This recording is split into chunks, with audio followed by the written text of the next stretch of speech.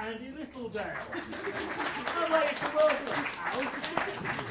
I'd like to welcome David Sawyer. So my name's Andy Littledale, and I was managing director of a company called Second Sync until we were acquired in April last year by Twitter. But we were a Bristol-based company focused on social TV analytics. But really, we were kind of mining the Twitter data hose of information in a specific genre TV in order to create a business. And we did all right out of it. The social TV is a bit of a kind of bullshitty term, a bit like Web 2.0. It kind of means a lot of things to lots of people, but really it really describes the way that conversations about TV have extended onto social media, and that really kind of drives people back to a shared experience. And we kind of tapped into that, and we mapped tweets to TV shows, created a dashboard product which we sold into companies like BBC, Channel 4, ITV, and we grew from 4 founders that set it up in 2011 to I think there were 14 of us in the end, 12 full-time when we were acquired in April last year. But we were exclusively down in Bristol, and we benefited hugely from the digital scene down here. And yeah, I'm a big fan. When you look at Twitter, because it's the only kind of public social media site which you can tap into in this space, it was a kind of obvious choice for us in terms of helping people understand this kind of social TV phenomenon. And that's really for 3 reasons. One is the immediacy of the platform. People tend to tweet when they're engaged about something. It's a public platform, so we could actually access the data. And the consistent nature of the data means that it was kind of ideal for creating a metric out of. And that's really where the opportunity lay, because TV measurement hasn't really changed since 1981 when Barb was set up. And it uses a panel to estimate the size of the audience. But kind of £5 billion worth of advertising every year, and I think £3 billion worth of TV commissions are based exclusively on Barb ratings, how many people are watching the show. Whereas we were measuring something which was more about engagement, and we were using Twitter to help TV producers, production companies, agencies, etc., understand what engagement meant and kind of build that into their system for TV buying and advertising and everything. So the technical process, we ingested TV listings, we generated key terms to map against the Twitter fire hose. That was kind of a 50-50 split really between kind of technology using machine learning and processing language, but we also had an editorial team who would kind of check all that stuff. We then looked for micro trends in conversations, which we picked up during TV shows automatically and added those to our technical process, and then we had a kind of QA process at the end. And our product looked like that. It was a web-based dashboard which we sold into the company, as I mentioned before. And we saw that patterns of engagement around TV shows on Twitter were really fascinating, and those engagement patterns depended. They changed a lot, and they depended a lot on the genre of the TV show, the demographic of the audience, and the time slot they were in. So, for example, if you take a drama, we never ever. This graph shows tweets over time. So that's the number of tweets, that's the time, that's the actual airing. And for dramas, we always see this kind of bookend pattern of people building up to the show and then talking about it afterwards, and then chatting in the ad breaks as well. And we never ever saw a drama which didn't fit that pattern. It's remarkable how consistent these patterns are. When you actually looking at your timeline on Twitter, it seems a bit random. It seems like there isn't much repetitive behaviour going on, but there is. And looking at the data can kind of tell you that. That's another example of a drama. Downton Abbey, like the bookend pattern. This is an interesting example. This is a film with Liam Neeson. This point here is the spot where I don't know if you guys have seen it, but where he gets on the phone to the people who've kidnapped his daughter and says, "I'll find you and I'll kill you." And if you zoom into that bit, you get a predominantly male audience just repeating those lines, "I'll find you and I'll kill you," and tweeting it on Twitter. And so that's the same film on a different channel. You can see almost identical patterns if I go in between the two. even these spots here repeat themselves. And if you look at 6 of them, like we just took at random, it's always the same, which is. And when you can start understanding the patterns of behaviour on social media, you can start planning around it. You can start targeting those people with advertising or whatever you want to do. Made in Chelsea was kind of like the poster child for social TV, and the fact that it had the kind of biggest conversion rate. If you looked at the size of the TV audience and the number of people tweeting about it, you saw up to 25% of that audience sending a tweet while they're watching the TV show.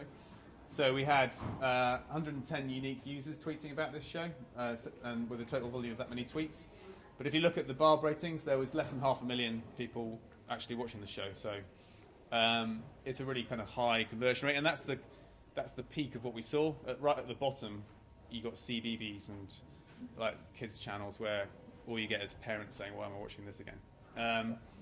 And then everything else kind of falls in between. That's what happens when someone from One Direction says they're watching The Bachelor on Channel 5.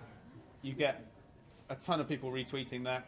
And what we were interested in was how many of those people who see that celebrity saying he's watching a TV show actually then go and turn on the TV and start watching it themselves. And so we saw anecdotal evidence that that was the case, that activity on social media affected people's behaviour in terms of tuning. It's a really hard thing to prove. You can show the correlation, but to prove causation is a really, really difficult thing. So I won't say it definitely does it, but there's strong evidence to say that it does. This is an episode of Waterloo Road. They kill off one of the main characters. There's a massive reaction on Twitter. And this is the actual minute-by-minute TV audience. And you can see as soon as it kicks off here, you get a big spike in that.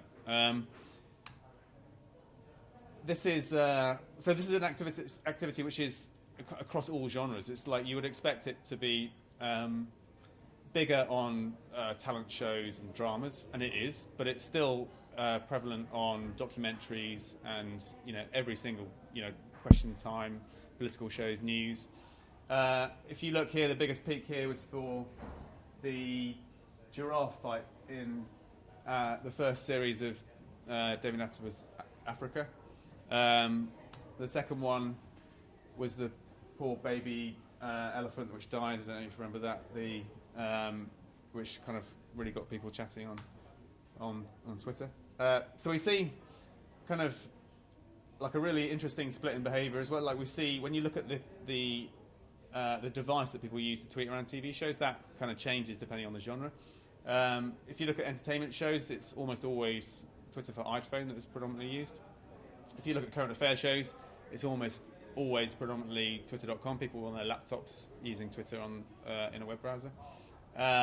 We don't really know why that is. I mean, we think that one is a younger audience and one's a slightly older audience, but we're just beginning to understand this behaviour. And these are some kind of real-world examples of what people used our data for. They used it in media planning, they used it in TV commissioning, they used it in scheduling. If they want to drive activity on social media, what's the best time to do it? Production companies used it to innovate around TV formats.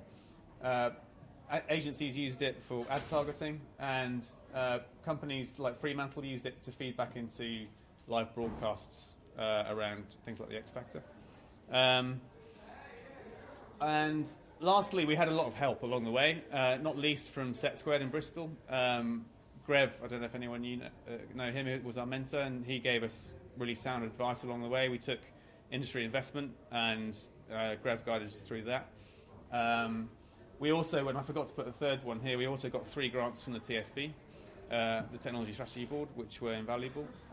So I would highly recommend if any of you are thinking of embarking on businesses in the data space, kind of looking at and seeing what competitions they have running. And that's it, really. I'll make way for the next person. We'll get you up to sing the trio, obviously, Yeah. once we've got into the next bit. Right, next up is Al Keck. Al, do you want to tell us a little bit about your business, just while I'm finding your PowerPoint? True Infinity are a digital marketing agency. We really help e-commerce retailers maximise their revenue online. So have Andy using giving us that useful data information from Twitter to see how we can get greater information, greater sales for our clients through the attraction of that traffic to the website. Cool. Right, your PowerPoint awaits. So yeah, Alkek from To Infinity, Managing Director, been in digital marketing for about 15 years. Just a quick show of hands, how many people have analytics on their website at the moment? Keep your hands up if you look at it every month, every week, daily. Okay, so those that don't look at it on a regular basis, I see this as being you. Analytics for us is a vital insight to really understanding what's happening on your website and how you can maximise the potential of that. So we say knowledge is power. Henry Ford once said, 50% of my marketing works, I just don't know which 50%.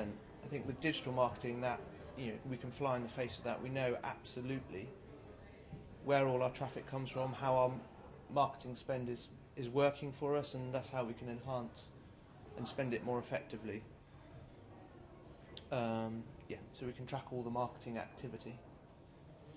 It gives you actionable insight. We work with a lot of retailers to really understand what marketing channels are driving their customer base, where the sales are coming from, but also, are there certain types of customers where we're driving, are certain digital marketing channels driving new customers over other marketing channels. So we know for a cycling firm we work for, a company called Rafa, we were working with them heavily on paid for advertising, and this was driving a lot of new customers for them. And the FD pretty much said to us, because we can see the new customers you're bringing in and the revenue they're delivering, that you've got an open checkbook to keep spending, because we were just gaining the new customers whilst delivering a profitable return. And again, it gives you that data-driven insight. I think recently in the downturn, a lot of FDs really struggled to understand where their marketing spend was going. Analytics and digital marketing helped them really understand what the performance was being delivered through digital marketing, and thus why they can spend more money and invest in it during that time.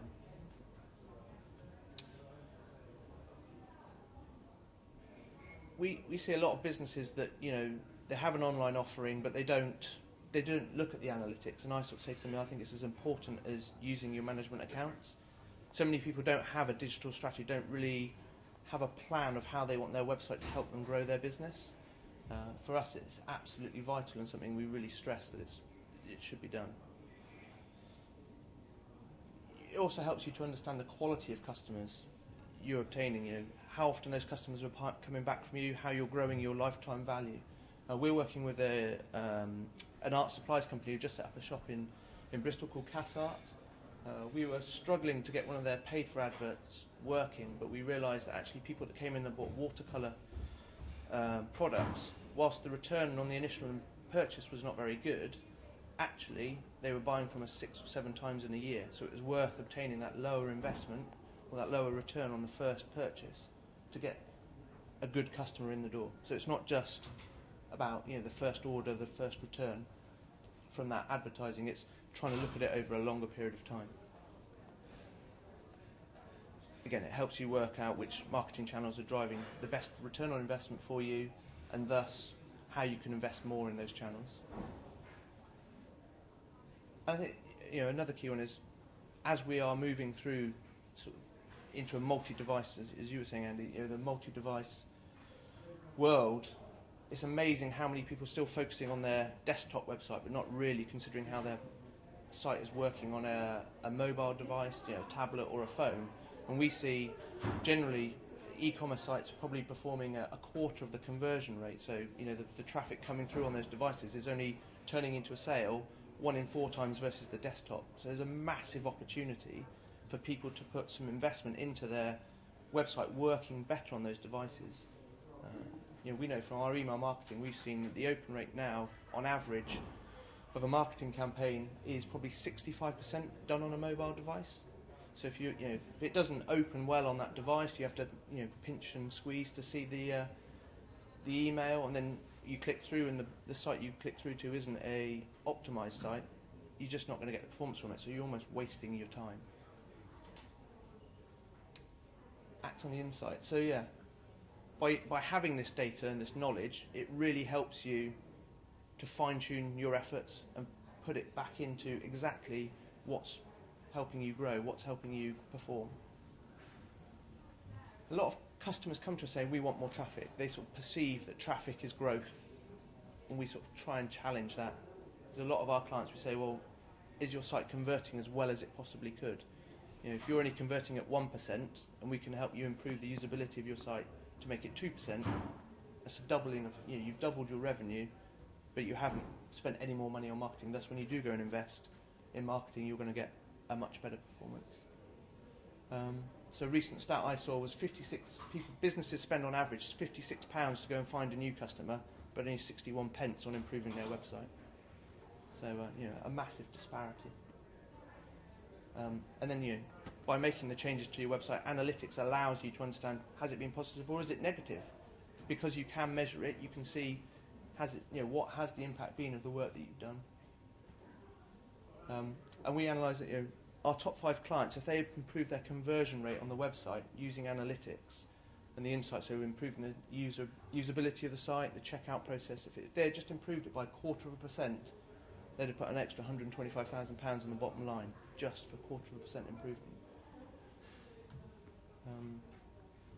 Just moving on from that, really, we see still a lot of customers or a lot of retail businesses just sending out mass emails.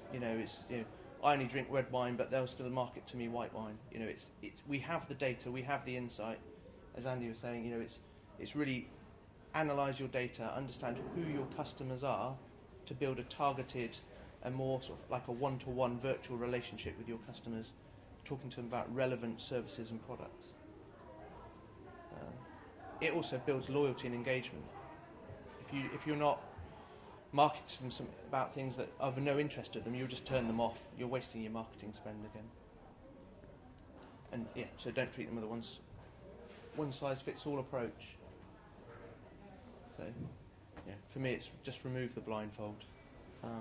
And just a little plug, we've literally just completed our analysis of the Christmas trading. So we analysed all the major sort of retailers, our clients, to see what marketing they did, when they put it out, what emails they sent, when they launched sale, when they launched Black Friday, what offers they did over Manic Monday, etc. So if you want a copy of that, if you go on our website, w2infinity.co.uk, and just fill out the contact form, we'll get one sent over to you. That's it from me. All right.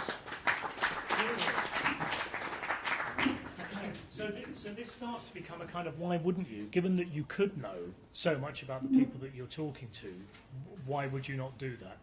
And I think the thing that starts to become very clear is that the tools are there. And of course, what people actually rely on for communications are the analysis of that. So data is only data, knowledge is a completely different thing, understanding and insight is where we need to actually be heading to. So our next speaker has the experience behind that. I'm going to put the original slide up simply because although David works in infographics, this is going to be a verbal, isn't it? Yes. So, the microphone hopefully now set up. Thank you. So my name's David Slolley. I started life, my first job really was with the BBC. I trained as a journalist. From there I went on to work in broadcast and did very well, won lots of awards, and then skipped over to advertising because I realised that the people that made 30-second shows, which were commercial, seemed to make as much money as I did making half-an-hour shows, which took a lot more time and effort.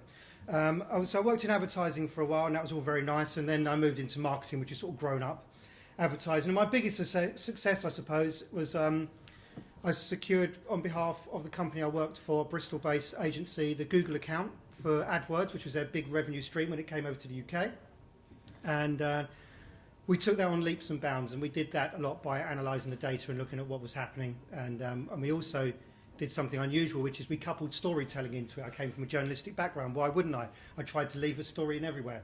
So one of the reasons I'm not showing lots of images as an owner of an image-based company is because I want to try and get a different message across to you today.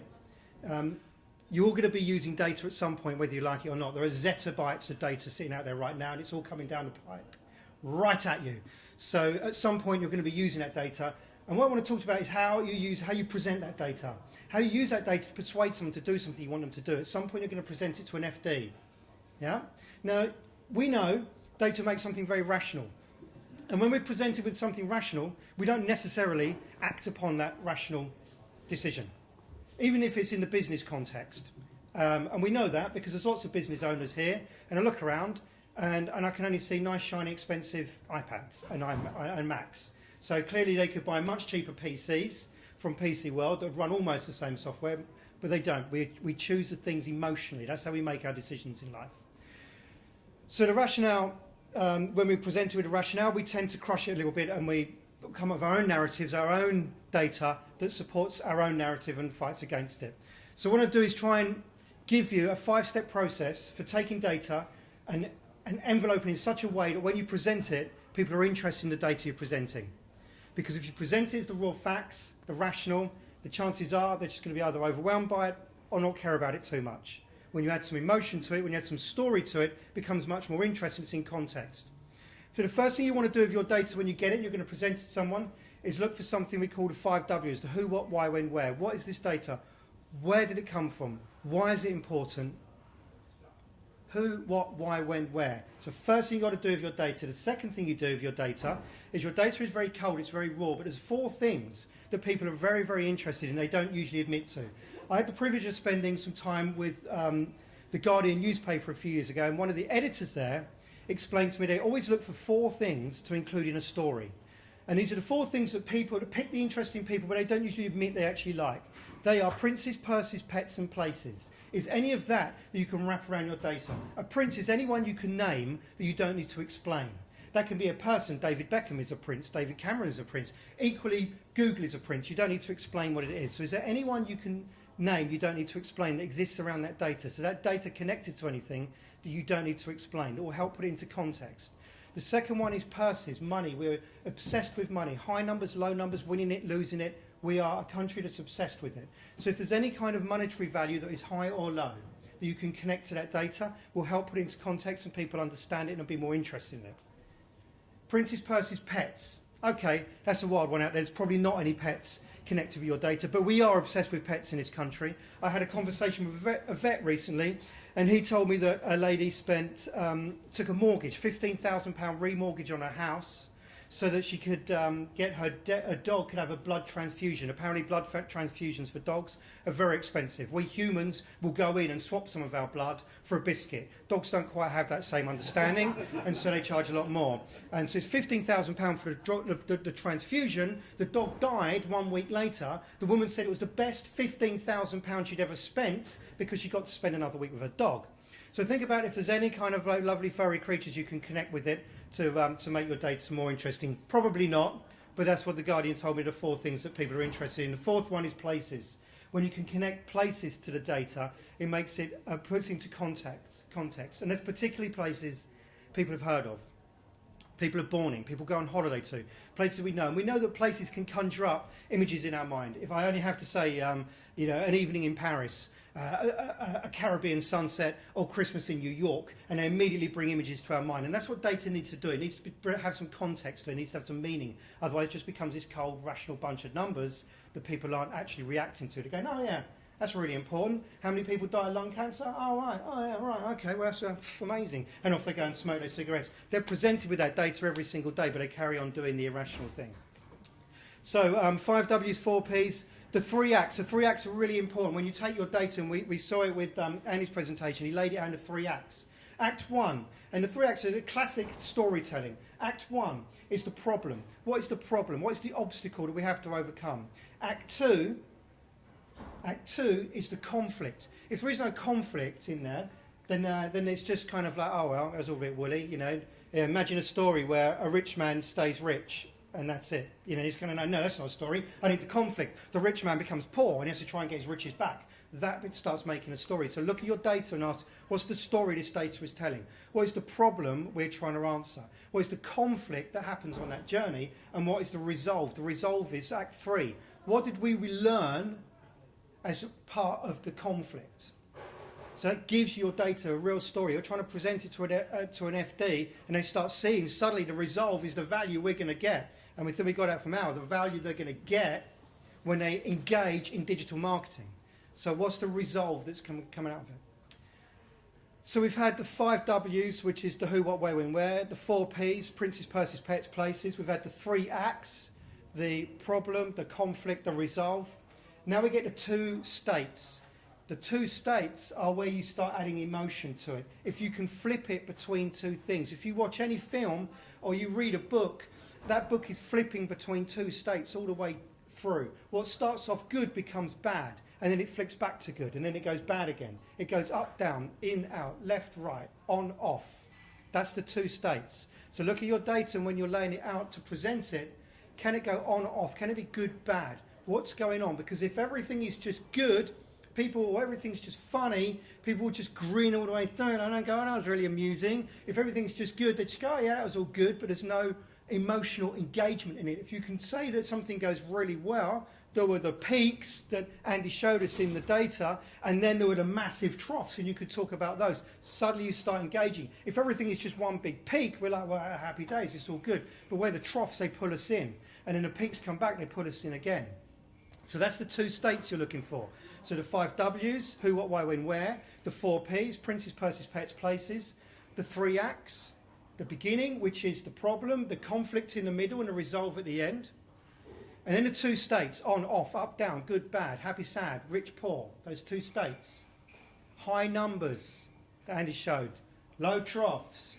And then finally, you have to get it out there. You have to get people to engage in it. If you just put out to go with some data, no one's really going to be interested in looking at it. There's zettabytes of data out there already. So you need a good naming convention. You need a killer headline.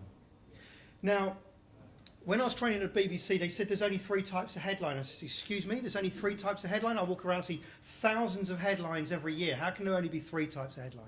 And so they broke it down to me, and indeed are only 3 types of headline. The 3 types of headline are news. There's the news headline. A headline that's news could say anything new and interesting is a definition of news. New and interesting. Man lands on Mars. Man bites dog is an intrigue headline. That's the second type of headline, a headline that intrigues us, something that brings us in through intrigue.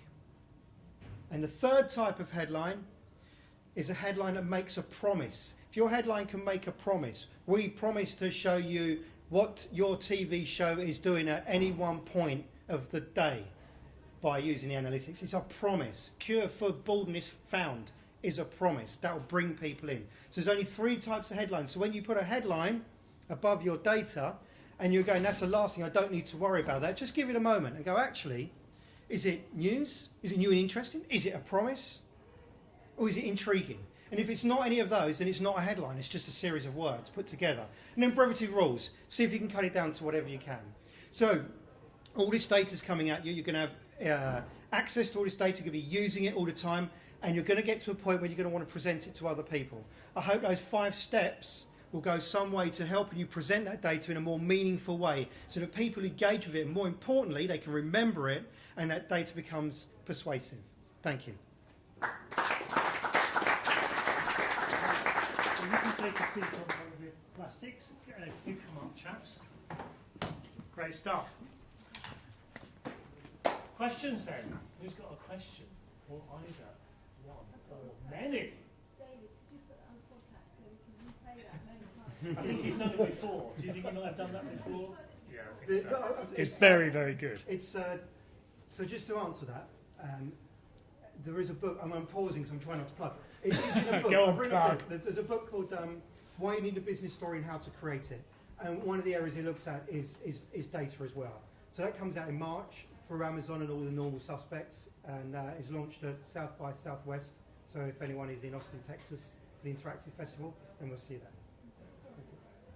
I've heard that's a good place to go for finding things out. So yeah, so of course you're launching it at the place where you should be launching it because you know that's the best place to launch it. I hope so. Yeah. Any questions? Because I'm going to have to ask one if you don't. Right, okay. What's your view on how good or bad we are at using data at the moment? Because it seems to me, you just said it, there's whatever the number of bytes was, there's an enormous amount of it. But I read stuff, and as soon as I read it, I think, I'm not sure, I'm not convinced. So where are we in that journey? We're at the bottom of the S-curve. Yeah, okay. And So it's we not can only go surprising. up. Yeah, it's not surprising really. We go back 30 years and ask how much data we were using, and everyone would look at us blankly and go, well, I don't use any data. Now, of course, we're using lots of it.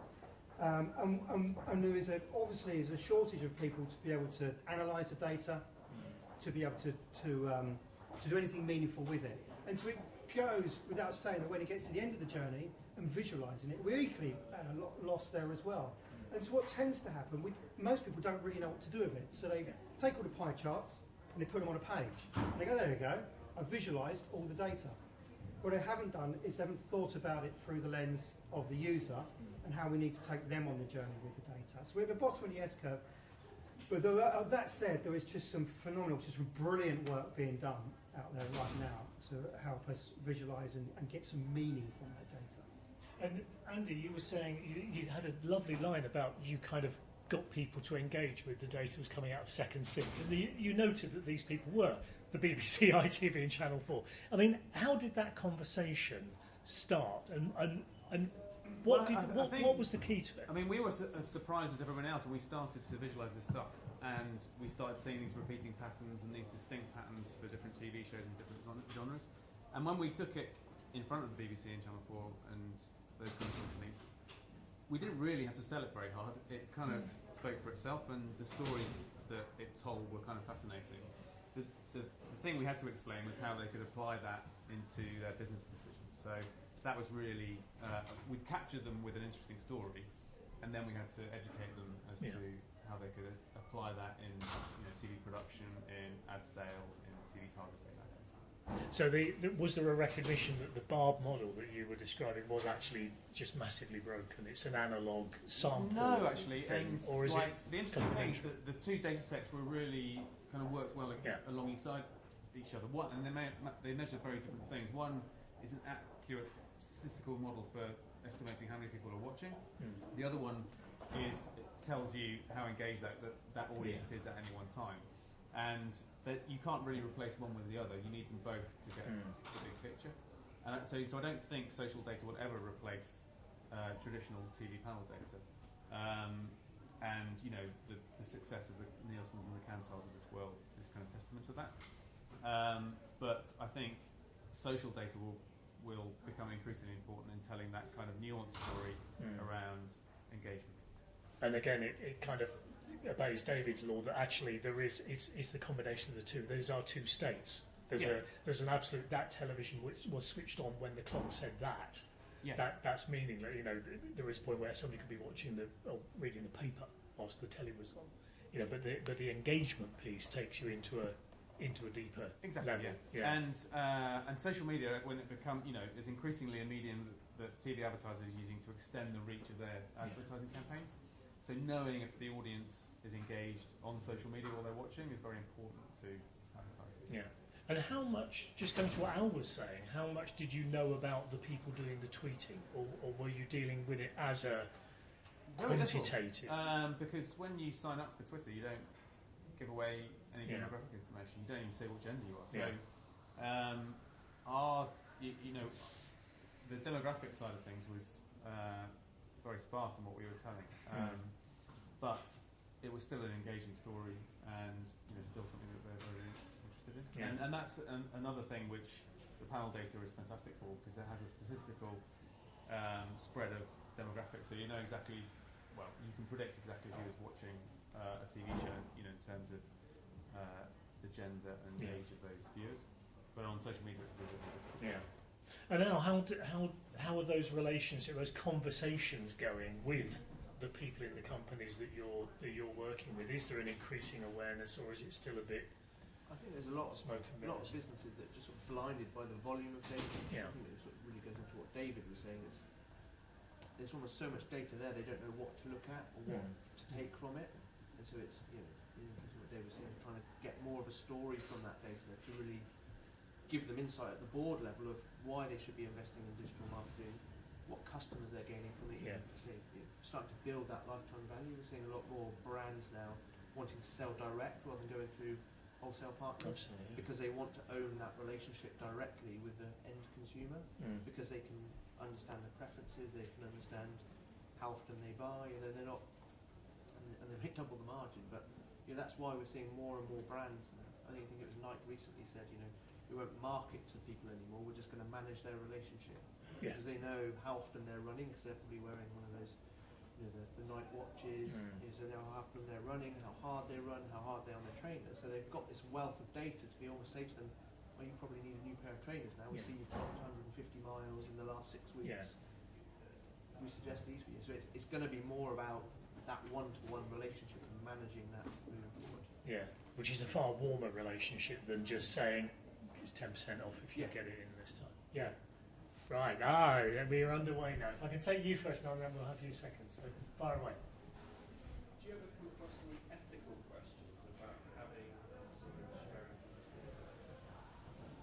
data? Sorry. Having. Do you ever come across any ethical questions about having, using, and sharing this data? I haven't personally, because I think it's pretty much anonymised. We don't know who they are. We just know them by a cookie, if you like. I suppose we know who they are once they start buying, but it's never shared outside of the individual client. So, client X, this person bought this product, they then went on to buy this product. We only use that modelling within that business. I've never come across businesses showing that purchase history or buying data between other companies. Yeah, I've come across things. With Twitter, it's difficult. It's different because it's a public platform, so the data's kind of out there for people to analyse. But I think increasingly, especially if you look at the difference between EU law and US law, there are much more greater protections in the EU around data privacy than there are elsewhere, and there is a very kind of grey area as to what you can do in terms of inferring stuff about individuals and how you can apply that. But we're always very mindful of that when we're analysing Twitter conversations around things like TV shows. Any thoughts from you on that, David, on the data protection Well, aspects of I was data? going to ask why you asked that question, if you don't mind me asking you that. Well, I think there's a I think it's a fascinating part. There's responsibility and being able to see trends and lots of data, but having access to things which you can look at in some detail people's behaviours because of large demographics. There is an implied there is a responsibility, and there are a number of checks and measures in place. What's interesting is just as we are at the bottom of the S-curve for being able to visualise it, use it, manage it, and all those other things, so we are understanding for some people our responsibility when we are holding that data. I'll be very careful what I say because there's 3 cameras trained on me right now. A large company asked us to visualise some data and said they would pass it over, and they failed to remove the names of the people and their positions within a government department from the data. And when we queried that, they were like, oh, yeah, we should do that really. And it's just that basic human error that we're going to keep seeing again and again, which prompts people like yourself to rightly ask the question, well, how's the data being managed and who's got my data and what are they doing with it? I think analysts are fundamentally to how businesses should be run. But I think there are it's a little immature how we might handle this and that there's so much in your own. I think it's very immature. Yeah. I think it will change in the next 5 years. I think actually that the consumer will be in control of their data, and they'll be saying, well, I only want to share this data with these certain retailers. So at the moment, the retailer sort of owns that data. I think in the next 5 years that will flip. So in the example of the Nike, it'll be, I'm happy for Nike to talk to me about what new products I need, because they're a brand I want to deal with, they understand me, but so it's almost, I I think the control will become of the end purchaser rather than. And you do start to see that now. I mean, just thinking about something I know arrived in my inbox today was saying, do you want to check this box in order that we can help you with your decisions? It's not a kind of, we're going to bombard you with stuff. It feels like it's becoming a more symmetrical relationship, that we're kind of all in this together, rather than you're on one side and I'm on the other. Yeah. So that it is probably maturing in that way. What was your question? Yeah, fascinated because I use Google AdWords a lot in an e-commerce site. We sell things worn by people from Made in Chelsea, which always convert well, and I don't know why. And like a lot of smaller businesses, it's been amazing over the last 10 years, the sort of technology on the website, so we can be very specific with AdWords, email marketing, that kind of thing. But things like TV campaigns, you're always big brands. But TV is completely changing, and it's massively fragmenting, and you're obviously getting this very detailed info on something like Made in Chelsea, not a huge audience, but massively influential. So if I was a fashion brand aimed at kind of mid-20s, that would be a really key place to advertise. How do you see all this data changing the sort of advertising that's available to smaller businesses over the next 5 to 10 years? Could you repeat the question in your answer as well, because I'm not sure the people in the back completely heard that. Do you want to?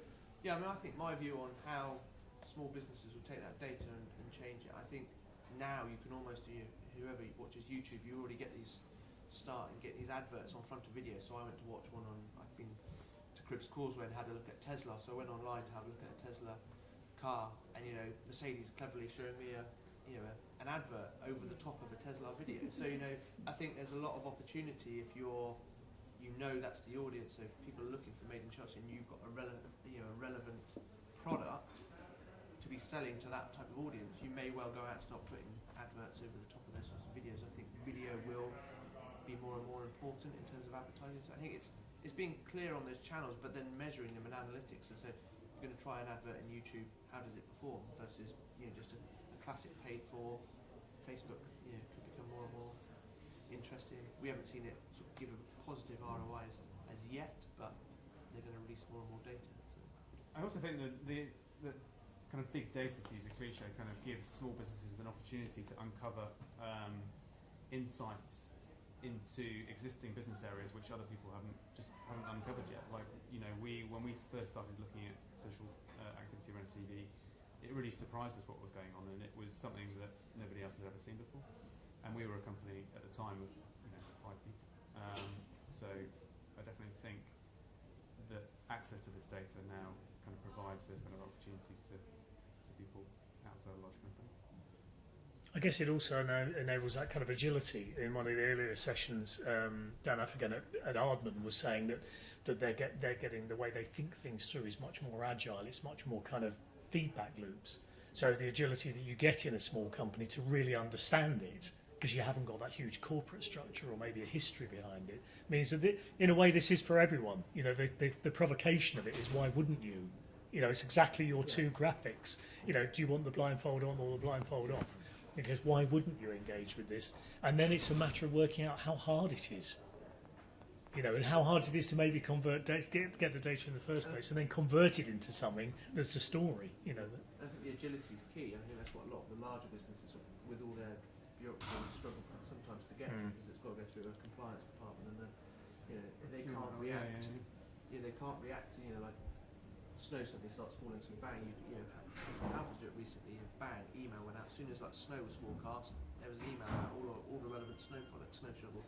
It is that ability to sort of be that fast and react, to try and make the most of the moment. More questions? Yeah, let's put them up at the back. David, pick up on what you were saying about the beginning of this S-curve, I suppose, in terms of data and where we are on that. I think there's a tsunami of data coming clients' ways, and I'm interested in how they're dealing with it. So we go back to getting the most of it. In your experience, what are the most progressive clients doing, coping with the massive influx of data they're getting, which isn't just marketing data, it's operational data, employee data, everything like that? Okay. So what's the most important things they're doing, or is that? Well, who are they employing, what process they're doing, or what's... Okay, so you've got to split it out into all the different areas. So operations are looking at a different set of data to marketing. My experience is a lot deeper in marketing.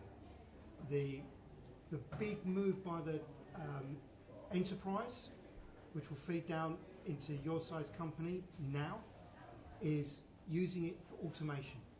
So they're able to analyse the data of a prospect, and bearing in mind that most people for a purchase over a few £100 probably don't make an instant decision. So it's then put them into a lead nurture campaign. And that data then can inform a database of how they're behaving on your website, socially, and where they are and what content they need to be fed to help make that buying decision. That's a place in marketing where data's making a massive change. The kind of people they need to do that, well, there's a real shortage of them. These are people that can connect the nurturing platforms to all the social channels, to the products, and write.